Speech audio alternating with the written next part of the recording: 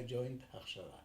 That is the time when I switched from anything I had to do with Bnei Akiva and went on to Bachad.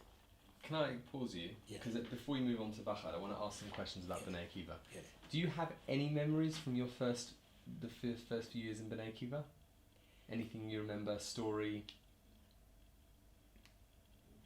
I remember books and stories, for instance, about Eretz Israel, floods in a wadi, in a dry riverbed, which can be tremendously flooding fields, and the danger of crossing it when there's water coming, which is completely in Europe is completely unknown.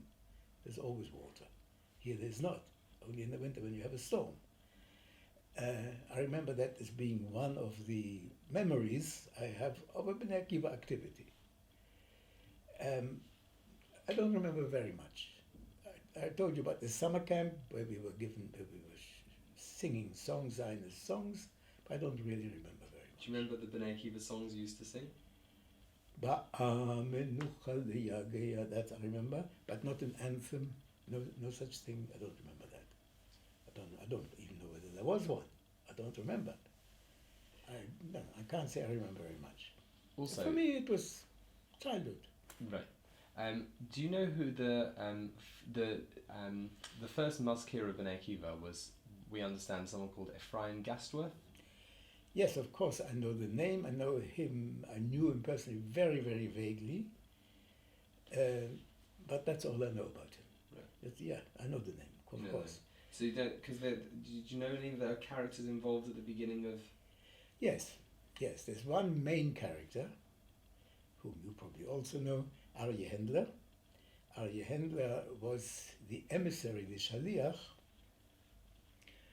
who'd grown up in Germany, had come to Palestine, and the first shaliach of Kibbutz Hadati to England was somebody called David Intriligato, David Bet Aryeh from Kibbutz Yavne. But he had to go back, and they asked Aryeh, at the time he wasn't married yet, but he was much older than most of us. He must have been about in his 20s by then, in the middle 20s, to come to England and to organize Bnei Akiva and Bachad, which he did. But it was more than organizing Bnei Akiva and Bachad. It was to get anybody who could get out of Germany, to make them, first of all, to get them out of Germany, and if so, then to look after them in some way within the framework of Bachad Bnei Akiva, keep them religious, and keep them as in a society which educates, not just to let them roam the streets or land up in a family which is unsuitable. That was the main point. Many, many people who joined the Bachad movement were, at the beginning, refugees from Germany, or from Czechoslovakia, or from Austria, those three countries. And the conversation on these Hachsharot was in German at the beginning, and the publication of a newspaper, a weekly or monthly, Chayenu, was in German at the beginning, on stencil sheets. Aryeh Hendler. There were others who were more Bachad, but not Bnei Akiva. For instance, Erwin Seligman. Ever heard the name? Irving? Seligman. Erwin Seligman. Zaydeman or Seligman. S-E-L-I-G. Seligman. Okay. He was a grown-up. He was a teacher. He was a philosopher. He has very great impact on us, on ideology. There was a man called Hans Heinemann, Josef Heinemann, Harav Josef Heinemann, who come from Cologne, who was at that time the spiritual figure, together with, what's his name? His son is a professor here at the university at the moment. Oh, it'll come to me. Who's also a refugee, but that was more the Haredi side. Whereas Hans Heinemann was quite forward insofar that he wrote books.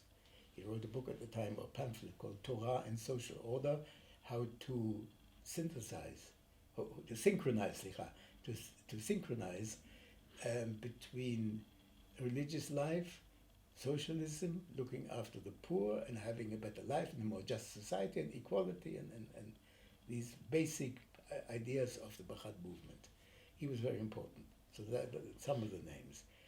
Later on, out of the movement, of course, there were people who grew up to it. For instance, Franz or Ephraim Kritzler, who died a few years ago in La Vie.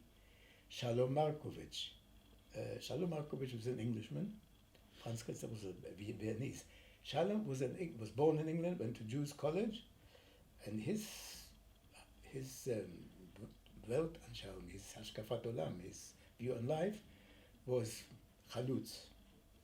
And that's how he came to us. He looked after a hostel and from that came to us. Herschel Zinger, I don't know whether you've heard of him, had nothing much to do with Bnei Akiva, but he was a very important figure for us. He came from Schneider Yeshiva and didn't like the yeshiva atmosphere and world and filtered into our movement, Bachad at the time. From here on, the emphasis is on Bachad, not on Bnei Akiva. Yeah, that's fine. So yeah, so tell us, how many Bachad farms were there, Hachsharot farms were there, or places? There were no farms. There were farmers who were interested because of the labor shortage, everybody was conscripted, to have a working force. And Bachad was able to give them, they weren't British, we were stateless. The moment we left Germany, we became stateless. We became aliens, at the beginning enemy aliens who were transported to Australia and to Canada and to the Isle of Wight and all sorts of places, but that was soon altered into friendly aliens.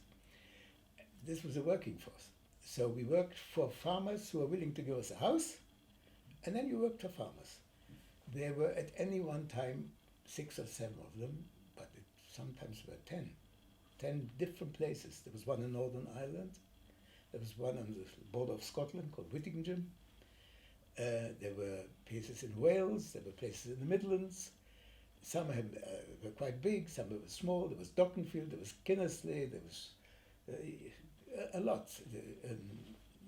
I could name more. Please do. There was Grich Castle, which was an important place at the beginning. Why was Grich Castle important? Because the owner of Grich Castle, who I think had some sort of Zionist affiliation, a Goy, I think, not a Jew, in Wales, wanted to help. And lots of people came there, and Aryeh Handler was there and got married there. Early on in the early 40s, he got married there. There was a place called near Birmingham. Oh, what's it called? Anyway, I don't remember at the moment. Donington. No. It's a famous place. For me, it should be. Oh, never mind. There were lots and lots of these places. None of them were our own farm, except this very derelict farm near Manchester, 100 acres of pretty poor agricultural value. All the others were working outside work. It was called outside work, working outside the house for farmers, which meant that any educational program was very, very limited to evenings, to weekends, and also quite a lot of difficulties with Shabbat and so on. Sometimes the farmers were very pleased that we were willing to work on Sundays so that they get their labor force off and we could work for them. But when it came to Chagim, Rosh Hashanah, 2 days off, what's going on here? So that's already a little later. By 1942-3, the Bachad movement realized that it had to have more Balabatische support from English Jewry and raise funds in order to buy a farm where we would be our own masters. And that's how Thaxted came into being. That Thaxted was founded, it was started off in October 44, towards the end of the war. And there we run the farm. The money was put up by the Bachad Fellowship. I don't remember what arrangements, how it came about, who raised all the money. Mark Willis, Oscar Philipp was the chairman. And we started to have our own farm. And that meant that on the farm there were 2 groups. One was the Tzevet, the older Chaver, who ran the farm professionally. And one were the youngsters, the Noah, not necessarily Bnei Akiva, Noah, Bachad, who worked half a day and had shiurim half a day. And that in that way we could bolster the educational impact. education meaning, for instance, I was in the very first seminar for 3 months. That was even before the farm was started. I was a youngster. I was one of the youngest on my Hachsharot. I was called Maxian, Little Max. Little Max. That was my name. I was 15, 16. The others were 17, 18, 20. And my education had broken up in Thaxted, in the 8th grade, in Tichon in Berlin. So we were given a 3-month course. We sat in one of these Hachsharot, not on the farm yet, before that, long before that, 1941, and had Hans. For 3 months we were doing nothing else but studying. History, geography, Gemara, Mishnayot, Dinim, ideology, socialism, Kalkala, all sorts of a mishmash of all these various subjects, which was very important for us. We were youngsters, we were gobbling up knowledge, about 10 of us. And then we started working. We started working with other farmers again. We came to the farm, and there the curriculum was completely different, because there were 3 or 4 hours learning every day in the afternoon for the young ones. The older ones were already working. When I came to the farm, I was nearly 20, 19, 20. And the others were 22, 23, 24. The youngsters were 15 to 18. They had come, some of them from Bnei Akiva, not many, because the beginning of the movement in England was refugees. And there was a sprinkling of English people. As time went by, more and more English people came along, and we admired them, because they were leaving comfortable homes and they decided to become idealists. That's what it meant. So why come? We absorbed. Some of them came, well, I'm going to study agriculture, it's a good thing. You were only accepted in colleges if you had at least 1 year experience of practical work, so they came to us and